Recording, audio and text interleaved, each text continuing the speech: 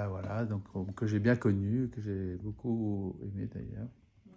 Forte personnalité, voilà. Alors, sur le thème de la réussite, alors ça va paraître étonnant, mais en fait, la réussite dans la Torah, c'est pas véritablement le fruit du travail et des efforts. Il y a ce qu'on appelle la réussite, donc en hébreu c'est Hatzlacha. Un homme qui réussit, on appelle ça Ish Matzliach. Un homme qui réussit, on parlera de Yosef parce qu'il est appelé un homme qui réussit. On va parler aussi également d'Eliezer, c'est marqué sur lui également la réussite, puisqu'il a réussi à trouver une femme pour Yitzhak. Mais déjà, avant de rentrer vraiment dans le sujet, il faut déjà exclure certaines choses pour bien comprendre que la réussite dans la Torah, c'est plutôt un cadeau qui vient d'en haut. C'est pas le fait que quelqu'un il a travaillé, qu'il a fait un effort, et donc forcément il va récolter le fruit de son effort. Ça s'appelle, c'est autre chose dans la Torah. Quelqu'un qui travaille, ça s'appelle yagati, il se fatigue, il fait un effort. C'est un mot dans le Talmud qui dit yagati ou matzati ta'amin. Si tu fais un effort et qu'après tu vas trouver le fruit de tes efforts, et bien à ce moment-là, lui, cette personne-là, tu pourras la croire. Si par exemple quelqu'un il te dit yagati, j'ai fait un effort, j'ai travaillé, mais l'omatzati, j'ai pas trouvé le fruit de mon travail, alors cette personne-là, tu peux pas la croire. Inversement, quelqu'un qui dit j'ai rien fait et j'ai trouvé comme malgré tout plein de bonnes choses de mon non-travail, cette personne-là non plus, tu peux pas la croire. Il y a forcément un lien qui est étroit entre le fait de fournir un effort, de fournir un travail, et après de récolter les fruits de ce travail. Mais ça ne s'appelle pas la réussite. La réussite, en réalité, c'est quelque chose qui vient vraiment d'en haut, c'est quelque chose qui vient en plus, qui n'est pas la conséquence directe de son travail. On peut trouver des fois une personne qui va consacrer tant et tant d'heures pour faire telle et telle activité et il va avoir tel et tel résultat. Une autre personne qui pourrait peut-être consacrer soit le même temps, soit moins de temps, et il va avoir des résultats qui vont être complètement différents.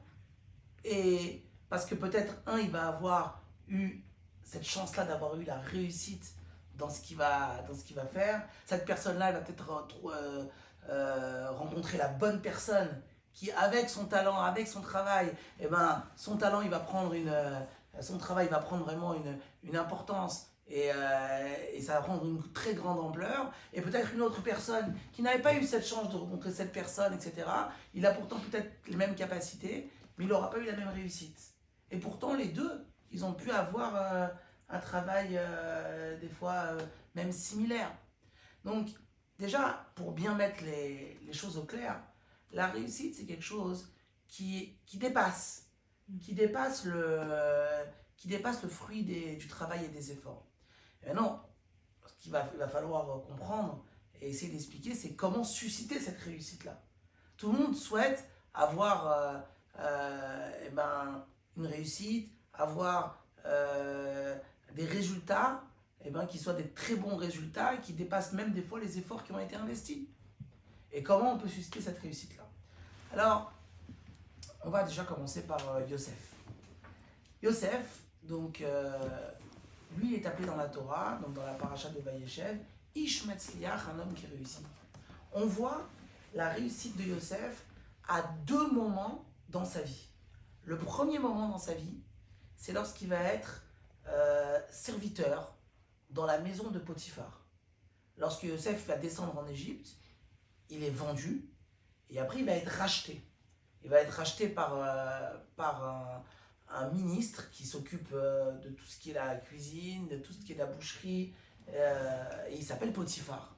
Et donc il achète Yosef, et Yosef va réussir dans tout ce qu'il fait, jusqu'à ce que, c'est marqué que le Potiphar ne s'occupait plus de rien du tout dans sa maison. C'était Yosef qui gérait absolument tout, et il le laissait complètement gérer seul, sans se mêler de rien du tout. Et il est appelé à ce moment-là un homme qui réussit. Le mot exact, c'est que le verset exact, c'est Hachem Matzliar Beado.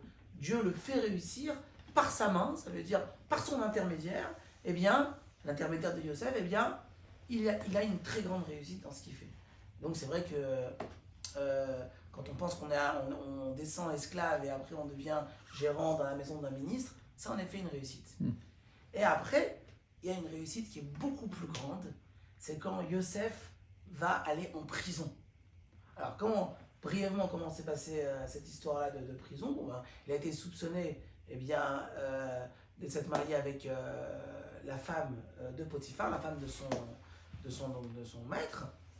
Et donc, suite à cela, il a été mis en prison. Et il arrive en prison, et là le verset dit, Hachem Matzliar, Hachem le fait réussir, il devient le chef de la prison. Qui le nomme chef de la prison? Et ça c'est quelque chose qui est très fort, c'est Potiphar lui-même.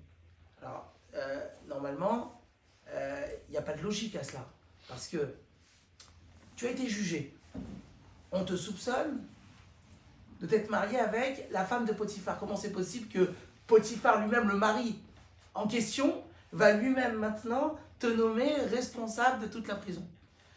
En réalité, lui-même, sans rentrer dans tous les détails de l'histoire, en fait, il a été mis en prison parce que cette femme-là a fait un grand scandale, elle a rendu la chose publique, et qu'on ne pouvait pas faire autrement que les juges, ils étaient un peu forcés d'arriver à la décision qu'il devait aller en prison. Mais Potiphar lui-même avait confiance en réalité à Yosef. Et lui-même va le nommer chef de toute la prison, il va gérer tous les prisonniers de la prison. Et le verset dit, Hachem Matzliar, Hachem il le fait réussir, et c'est même plus marqué par son intermédiaire. Ça veut dire que, on met même plus en avant sa propre personne. Lorsqu'on dit qu'il était un homme qui réussit dans la maison de Potiphar, on parle de la main de Yosef, de son travail. Mais lorsqu'on dit qu'il réussissait dans la prison, on parle même plus de sa propre personne. On dit même plus le mot Beyado, par sa main. On dit simplement que Dieu le fait réussir. Pourquoi? Et pourquoi la réussite en prison, elle est beaucoup plus grande que la réussite qu'il avait lorsqu'il était le chef, il était le gérant, on va dire, de la maison de Potiphar. Et en fait, et ça va être ça la clé, le point essentiel que le rabbi explique, qui va déclencher la réussite. La réussite, elle se déclenche par le sentiment de soumission. Lorsque quelqu'un, eh bien, il est empreint de soumission, il est empreint d'obéissance, alors à ce moment-là, Dieu va lui donner une réussite. Dieu va lui donner quelque chose, à lui particulièrement, qu'un autre avec le même effort, il n'aurait pas forcément eu. Et ça, on le voit dans les deux étapes de Yosef. Première étape, il est dans la maison de Potiphar. Mais maintenant, on peut se plaire dans la maison d'un maître. Même si on est en tant que serviteur, après on devient gérant de la maison, et on est content de faire ce travail, et d'être nommé à ce poste-là, et travailler chez un ministre. Et donc, même si on est de base un serviteur, ben, on peut se sentir malgré tout un certain petit ego. Du fait que son travail prend de l'ampleur et qu'il réussit. Par contre, quand on est en prison, le propre d'un prisonnier, c'est qu'il fait les choses vraiment toujours à contre-cœur. Un prisonnier, la seule chose qui sert, la seule chose à quoi il aspire, c'est plutôt sortir, être libre. Mais si on va lui donner du travail à faire en prison, en général, c'est un travail qui est à contre-cœur. Et donc, l'idée d'un prisonnier, c'est vraiment mettre complètement sa personne de côté et faire ce qu'on attend de nous. Et c'est exactement le niveau spirituel à ce moment-là de Yosef, où il était dans un niveau d'annulation à Dieu, à la ressemblance un petit peu d'un prisonnier qui a sa personne un petit peu de côté.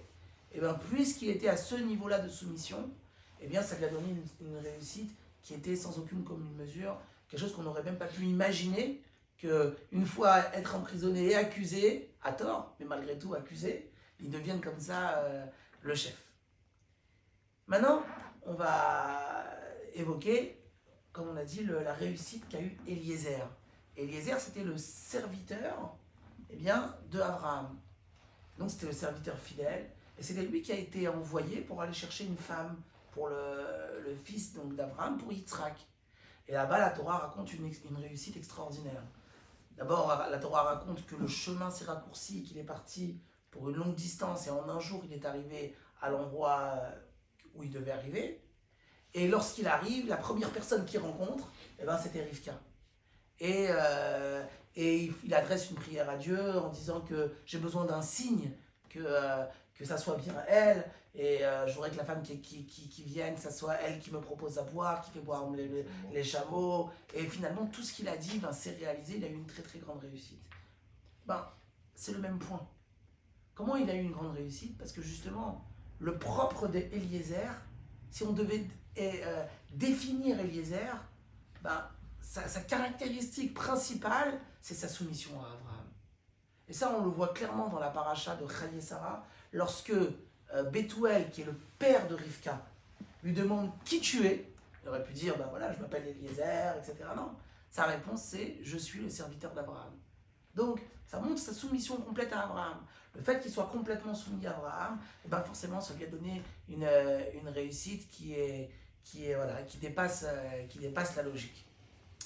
Et avec cette idée-là, maintenant qu'on a compris que la réussite, finalement, c'est un cadeau qui vient d'en haut et qui dépend finalement du niveau de soumission à Dieu qu'on a, on peut comprendre un verset qu'on dit dans le Hallel, la prière qu'on dit les jours de fête.